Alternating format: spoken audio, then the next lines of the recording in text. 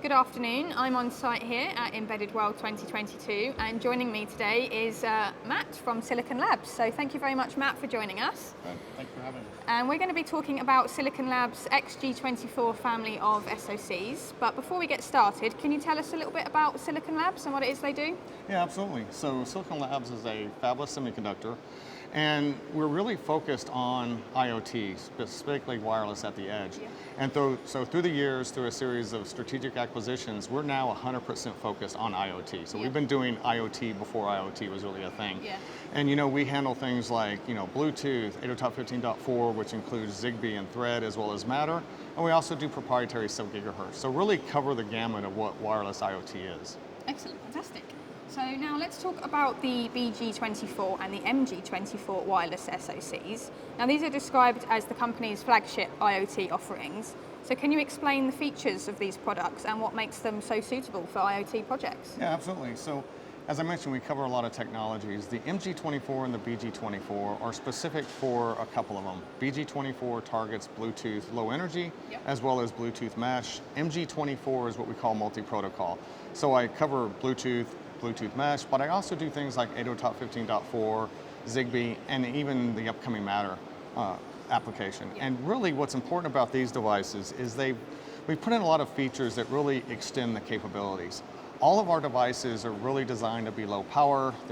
These are devices that are on the edge of the network, so battery life is critical. Yeah. They also have excellent RF performance. One of the things, you have to have reliable communication in these. Things like retransmits is going to not only affect sort of the user experience, but also kill battery life, so that's important.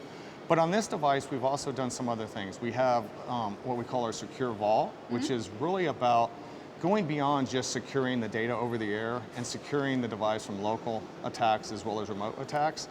And then for this device specifically, we have a high amount of flash and RAM.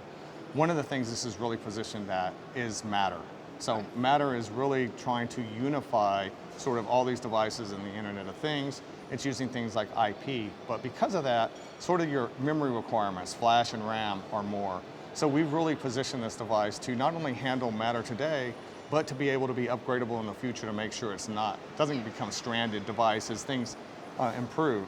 And then there are some other features. One of the ones that I'm really excited about is we're leaning a little forward on what we call AI or machine learning at the edge. Yeah. I think we're all familiar with machine learning, but most of this and the artificial intelligence is done in the cloud.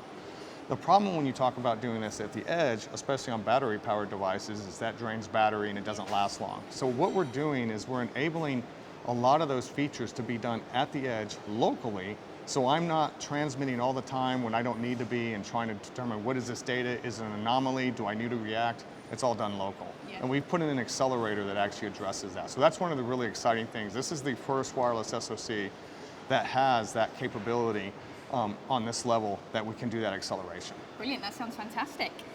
So consumers demand so that their IoT devices balance a unique combination of performance, low power, and connectivity. So how do your products ensure that you meet these requirements? Yeah, so that's, and those things you mentioned often sort of counter to each other. So, if I really want our performance, maybe I take a power consumption hit. And so really, over the years, we've just really become good at that. And when I say that is, obviously we target low power as critical, but our performance is as well. What a lot of people don't realize is, especially, let's think about, if I'm doing a connection to my phone, the RF performance doesn't have to be that good because I'm not very far. Yeah. But, what about these large deployed mesh networks?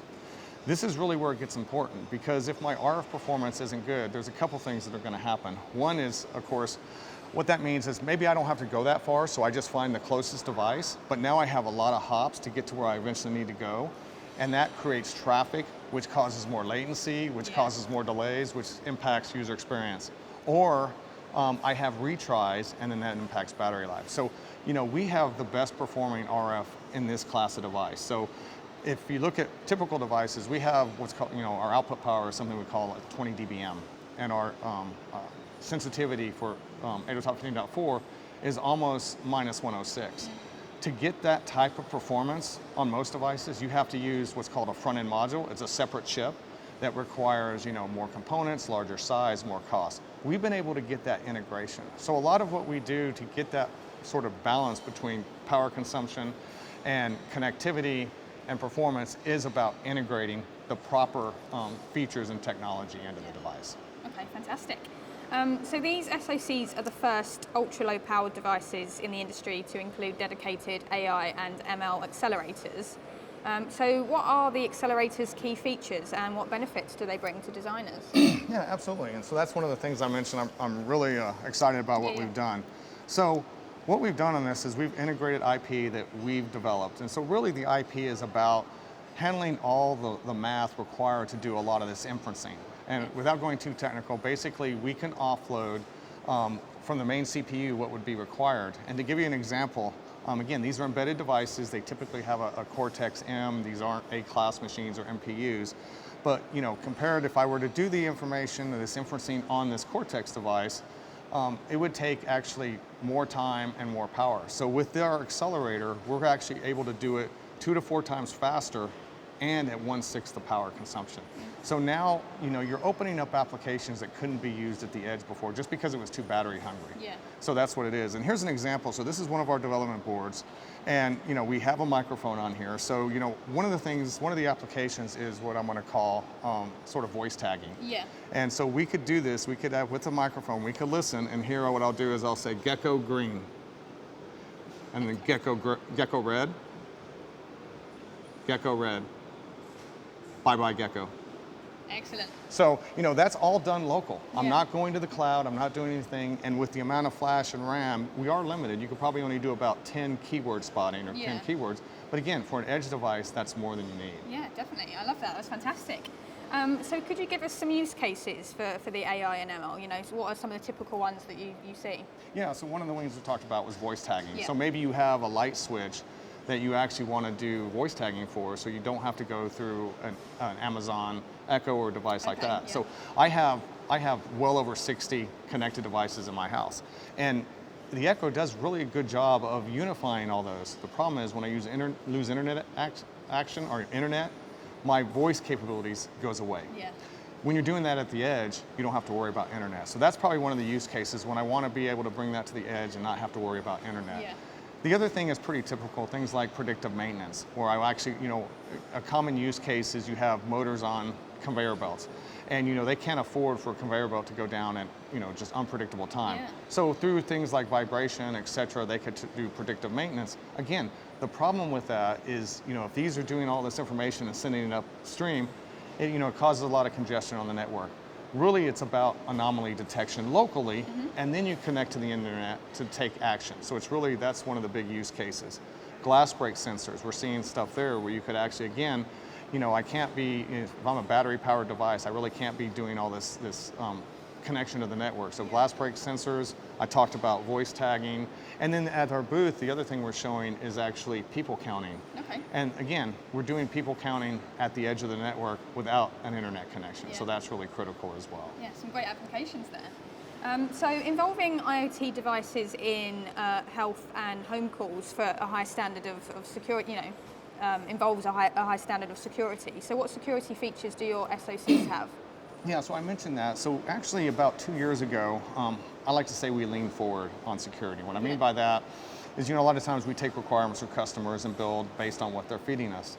We saw that security was going to be a big issue, and we sort of put some features into this Series 2 of devices that customers weren't necessarily asking for at the time, but we knew were going to be paramount.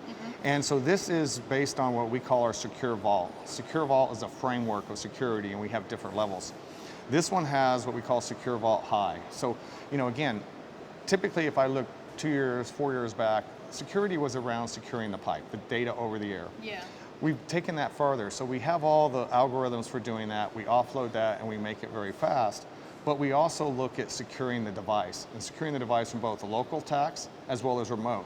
A couple of examples. One of the things that's gotten very easy today is something they call differential power analysis. And not to get too deep on it, but basically if you get access to a system, I could do power analysis based on when encryption happens, and I could actually, through power analysis, detect the keys. So I could actually break into the keys. And there is actually examples of this, that this has happened to get into a system and get the keys. And in older days when you had a shared key across all the systems, that was pretty critical. So we have something called we have DPA countermeasures, which means we put randomness into our hardware where to do DPA, you really can't do it like you could before. So that sort of takes that out of it. The other thing we do is we do something called Tamper Detection. And so we could actually detect attacks on this, whether it be things like voltage or glitching. And based on that, you can configure to say, I just want to notify the user that, hey, something's wrong. I could do a reset on the part, or if I'm really worried about somebody getting in the part and getting my IP or my keys, I could actually brick the part, which means I could basically wipe out our special key we have on that, and the device will never boot up again. Yeah. So it's pretty drastic, but again, if it's something that you're really trying to protect your IP, exactly, we offer that. So that's really what this does. And then one of the other things that we're seeing is, counterfeit parts. Mm-hmm. So we offer something called secure attestation. So basically what that means is it's more than just a unique ID. We have a way to guarantee that this device is a authorized device for you, and that eliminates counterfeit devices, things like ghost shifts, etc. So those are some of the features. Really, it's more about just protecting the data over the air. It's really about protecting the device, protecting your critical IP, and ensuring that devices out there are authentic. Yeah, definitely. Excellent features. So as well as these two SoCs, you've also got a software toolkit to help designers efficiently build and deploy AI and ML algorithms. So can you tell us a little bit about this toolkit? Yeah, so AI ML at the edge is new, and I'd love to say it's easy and anybody can do it, but the bottom line is it's really not. So it's going to get there, but it's not there yet. So what we've done is we've sort of broken down sort of the customers that we deploy this into three areas. One that I'm going to call experts. These are the ones that know AI ML. They've done it before, and now maybe they're just bringing it to the edge. The other ones are what I'm going to call explorers. They understand AI ML. Maybe they haven't done it, but they can get a portion of the way. Mm-hmm. And then the other ones are just a company that says, hey, I want to do this. I have no idea how to do it. So we have different levels for those. Our toolkit is really designed for the experts. Yeah. So the guys that know this, but they need to get it deployed. It's really about helping them and providing them all the tools they need to deploy that. Yeah. For the explorers, they can use a portion of that, but then we have partners that could actually take them the rest of the way to get them to market. And then of course a solution would be a turnkey solution. So for example, maybe you're a light manufacturer that wants to put a wall switch and knows nothing about AI ML, but he does want voice tagging. You can go with a partner that would enable something like this in your switch, and they would handle everything from the data set creation and doing all the modeling, et cetera, and provide that. Fantastic. So following on from that, you've covered it a little bit already, but what are some of the challenges with deploying AI and ML at the edge, and how do you help designers overcome those? Yeah, so I think a lot of it is sort of that approach we've taken. One of the challenges is obviously just the data sets. Yeah. And in order for this to really work, what I'm doing is I'm taking multiple data sets. So for example, say I want to look at a parking lot and determine if a parking space is available or not. Right. What I would do is I would take thousands or tens of thousands of pictures. I would take that data and I would model it, and then that sort of produces the data set. So, again, that's probably one of the biggest challenges. And again, there's people to help there. For example, we have partners that could actually provide the tools to help model that. So you take the pictures, but then how do I take that picture and model as, okay, this is an empty space, this is a taken space, this is a partially taken space. So this is all modeling. So we have partners to help in that aspect as well. So again, it's all about where you are, where the customer needs to go, and enabling to get them all the way to production. Excellent. And how can an engineer or designer look to get started with the BG24 and MG24 SoCs? Yeah, so we have a number of development options. And again, we try to look at customers and what they're trying to do, and we offer different development options for them. Everything from what we call an Explorer board. Yeah. So this is a very simple board. This is what I would probably use for more, maybe a proof of concept, or maybe just somebody in college trying to get started. We have things like a microbus connector, so you could take clickboards in here. So say I wanted to take this and I wanted to put a camera on it to go that. It's a very expandable system, but it's very simple for prototyping and proof of concept.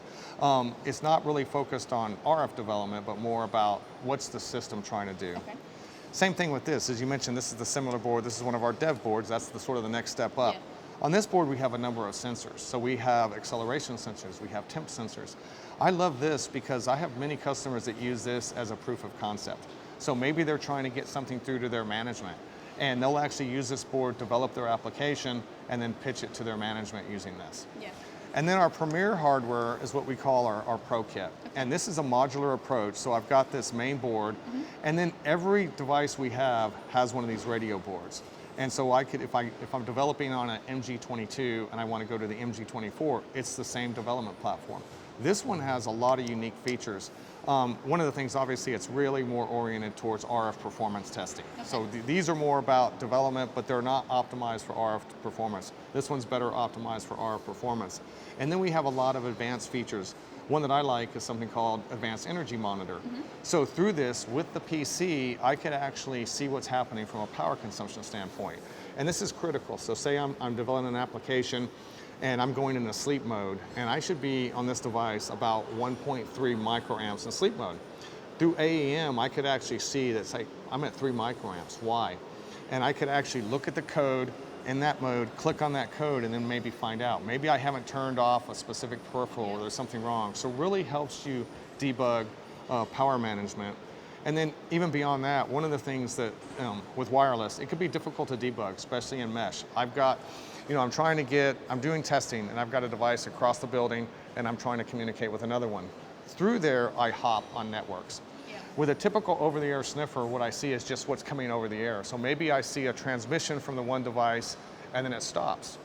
With this, we have something we call packet trace. So I could see what's happening on every device in the network. So I could see it transmit, I could see it go over the air, I could see it received at the other device, but then maybe it never forwards the packet. So now I could see where is it breaking down. And this is critical for mesh development. I mean, again, for point to point, you could do things with a sniffer, but when I talk large mesh development, whether it be Zigbee or Open Thread with Matter, something like that is critical to make sure that customers get to market as fast as possible. Brilliant. Well, thank you very much for bringing those along to show us, and some excellent features there. So thank you very much, and All right, enjoy the rest of appreciate the time. show. All right. Thank you. Bye.